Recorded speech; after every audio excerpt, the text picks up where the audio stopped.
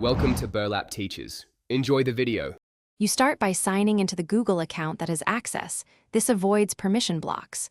Once signed in, open the quiz link in a desktop browser and make sure the page fully loads. If prompts ask for your name or email, complete them now. Also, check browser settings. Enable pop-ups from docs. Google. Calm and temporarily disable ad blockers if they interfere. This prevents submission errors. You should work through questions methodically, using tab and arrow keys to move quickly.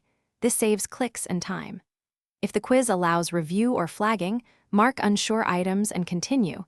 This helps you return efficiently. Once done with a section, open a separate notes file to copy long answers or references, because autosave reduces risk of losing typed responses. Make sure to use any inline feedback the form. You finish by reviewing flagged items and then press submit. If prompts ask to confirm, read them and proceed.